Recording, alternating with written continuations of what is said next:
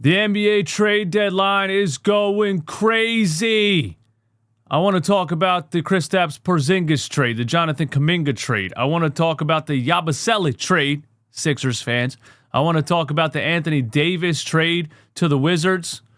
The New York Knicks are on an 8-game win streak. I got to talk about that. And Knicks fans, this will be your chance to bask in the glory and make me eat my words in the comments. The Boston Celtics won last night without Jaylen Brown. I want to talk about how good the Boston Celtics have been when they were supposed to have a bad season. And the Charlotte Hornets have won 7 games in a row and just bolstered their team at this deadline even more. This is Run It Back NBA. This is a channel where I, DJ Eastwood, the host of Run It Back Philly, you might know me from Run It Back Philly. If you love the Sixers or you hate the Sixers, you might know me from Run It Back Philly. This is a show where I cover the NBA every single day and go over the major NBA topics for the day. So if that's something that interests you, consider hitting the subscribe button on this channel right here. And if you enjoy this content, hit the like button for me. We got some motion. The NBA trade deadline is at 3 p.m., and I want to give my thoughts on a couple of the major ones that went down. Now, I can't cover all of them because there's a bunch of small trades that happened, but the major ones are this. The Warriors trade for Kristaps Porzingis. This is so interesting to me because Golden State Warriors fans, I'm not lying to you. This is not an exaggeration. Golden State Warriors fans thought they were going to get Giannis Antetokounmpo. And the Jonathan Kuminga trade thing has been lingering for a long time. You know, you went through a period of time where he wasn't even playing, and he's on a 2-year, $90 million contract. The Jimmy Butler trade kind of affected Kuminga. They have trouble playing both of those guys at the same time. There's a lot that went into it, but the Kuminga thing was just lingering, and it was always like, when are the Warriors finally going to pull the trigger on Kuminga? Warriors fans thought they were going to pull the trigger on Kuminga in a Giannis trade to try to take advantage of the last couple of years of Steph Curry and try to win something. And the Golden State Warriors traded him for Kristaps Porzingis. And they didn't trade him for Kristaps Porzingis to try to win, by the way. They traded him for Kristaps Porzingis because he's on an expiring contract. It gets them out of Kuminga's remaining $24 million next season. And that's all it does. The Golden State Warriors are headed toward a tank, which is sad for Steph Curry because he's still really good right now. You would think they would try to figure out a way to make that team a contender in the last couple of years of Steph Curry's career, and they're not. They're just clearing cap space. Kristaps Porzingis played 17 games last year for the Atlanta Hawks. He played 52 games the year before that for the Boston Celtics. He's been injured every year of his career. The funny thing is the most healthy season he had was with the Washington Wizards a couple of years ago. But Kristaps Porzingis is going to be a free agent this upcoming offseason, and honestly, he might be done in the NBA, and he only played for 9 years. But this Porzingis trade, Warriors fans gotta be pissed off about this one. If there's not another trade that happens for the Golden State Warriors, how would Steph Curry even be happy about this trade deadline? If I'm Steph Curry, I'm 37 years old, I'm saying, hey, if you're not planning on winning, get me out of here. I don't know, bro. That's so interesting. Any Warriors fans that are watching, let me know in the comments what you think about that. Little one here, the New York Knicks trade Guerschon Yabusele to the Chicago Bulls for Dalen Terry. So, you know, RIP our boy Guerschon Yabusele. Myself and Sixers fans, we loved him when he was in Philly, but he wasn't good. We kind of knew that too. We did that thing where we lied to ourselves about a player during a bad season, but Yabusele wasn't good. Nick Nurse kept playing him at center. He can't play center. He can't play power forward. He can't really defend in the NBA. He looks a lot slower this season for the New York Knicks than he did for the Sixers last season. So at the end of the day, Yabusele bet on himself by buying himself out of a EuroLeague contract. Cost himself almost $1 million, came to the NBA, got a $6 million contract from the New York Knicks, and that might be it for Yabusele. That might be it. But shout out to Yabu, man. Get your money. You came back from the EuroLeague, you made $6 million, and now you go back to the EuroLeague. I don't hate it. I don't hate it at all. Shout out to Yabu. And Knicks fans, they really thought they won something when they got Yabusele in that trade, and it didn't work out. The Anthony Davis trade to the Wizards is another one that happened yesterday that is fascinating. The Wizards now have Trae Young and Anthony Davis. So that's, I guess, interesting for Wizards fans, because let's call it what it is. Why was there even any Wizards fans in the arena for the past 10 years? You know? So at least, I guess, as a business, the Wizards front office can sell Trae Young and Anthony Davis to the Wizards fan base next season. But get this, Anthony Davis has played less games in the past 4 years than Joel Embiid. So I don't really know what the Wizards are actually doing. Anthony Davis is owed $175 million until 2029. This is a desperation move from the Washington Wizards front office to just sell something to the fans, to just tell the fans, hey, look, we're finally a winning team. We finally have players that might be able to go do something. We're finally a competitive or a relevant team. But Anthony Davis is always hurt, and he's owed $175 million until 2029. That's insane. It really is. But it's the Wizards, and it'll work. The fans will be like, hey, we have Trae Young and Anthony Davis. You know, maybe we re-up our season tickets and go check out some Wizards games. I don't know. I'm trying to figure out a way that this makes any sense for the Washington Wizards.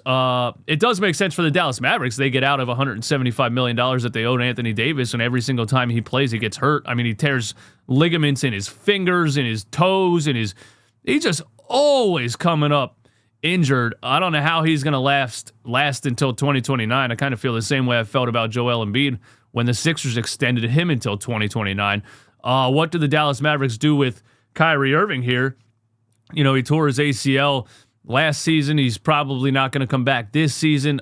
Maybe Kyrie comes back fully healthy next year and runs it with Cooper Flagg, and maybe the Mavs, you know, are something to talk about. I still think the Mavs won the Luka trade. And you can go research this on YouTube. I'm the one that said it. I said it right when it happened. And it's not because they only got a first-round pick back for Luka Doncic. It's because Luka Doncic doesn't play defense, complains to the refs the entire game, plays basketball like an entitled brat, and will never win anything. But it's also because the Dallas Mavericks made a deal with the NBA to get Cooper Flagg, and they won. But yeah, Anthony Davis to the Wizards. I have no idea what the Wizards are doing, but I guess you could sell it. I guess you can sell it to the fan base, right? What else we got? The New York Knicks have won 8 games in a row. They beat Denver last night in overtime. And I was sitting here trying to figure out, what have they changed? What have the New York Knicks changed? Because I was up here boasting and talking trash about the New York Knicks when they lost 8 out of 10, and they were on a major losing streak, and they looked like they were playing soft. They were having player-only meetings. It looked like the coach was losing them. I was seeing Knicks fans on Twitter and Instagram losing their minds about how soft they are and completely turning on all of the players. And then they turn it all around and win 8 games in a row. And to my knowledge, they haven't made a major change. I tried to find out what they changed. They didn't change anything. They're just playing harder. They're playing more physical, especially defensively. And it's actually impressive to have a team that looks like they are completely falling apart. And it looks like the coach is losing the roster, and the players are turning on the coach, and the players are fighting with each other, and they're not getting back on defense, and they're not rotating. It's pretty impressive to turn that around into an 8-game winning streak without making a major change to the roster. So did the Knicks just buckle down and get in practice and say, hey, we got no option but to fix this. We're locked in. We traded 7 first-round picks for Mikal Bridges. You know, we traded a bunch of guys and draft picks for OG Anunoby on a massive contract. We're locked in here. This is win now or go home. We can't fall apart. We'll see if they continue. Knicks fans, let me know in the comments what you think the Knicks have changed. They have won 8 games in a row. And it just figures. Right when I started to talk trash, and right when I, as a Sixers fan, started to talk about how the Knicks are collapsing and the Eastern Conference is wide open and the Sixers can be the 2nd seed in the East, I said that. Did you know that right after I said that, the Philadelphia 76ers went 2-8 in their next 10 games?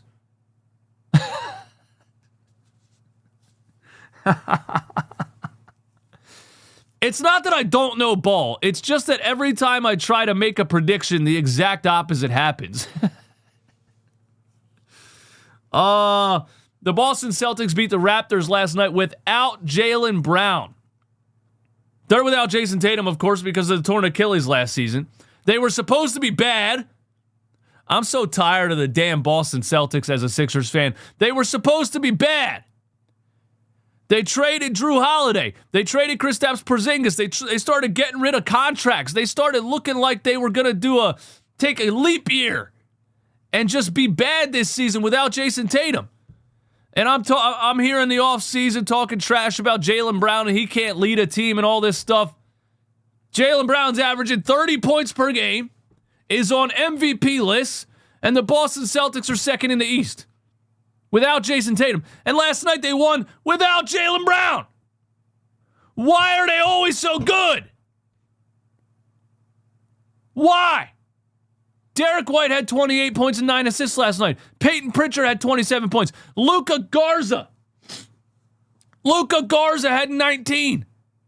The Boston Celtics they just always find a way. They always find a way. My team, the 76ers over here, they try something different every year and they stink. Every year they try something different every year and they stink. The Boston Celtics are like, oh, we lost Tatum. Oh, we lost Jaylen Brown. No, we'll just win with Peyton Pritchard and Luka fucking Garza, dude. I'm so tired of other teams having good management and the Sixers not. I know this is supposed to be an NBA channel and I'm ranting about the 76ers, but the Knicks won 8 in a row. The Celtics look great. They won last night even without Jaylen Brown. Jason Tatum might come back. We'll see how that turns out. Celtics fans, I know there's a decent amount of Celtics fans that watch my Run It Back Philly show. Let me know in the comments what you think about the Celtics right now. And I want to talk about the Charlotte Hornets, guys. The Charlotte Hornets. Oh, I didn't bring up the trades that they made. The Charlotte Hornets, they won 7 games in a row. The Charlotte Hornets.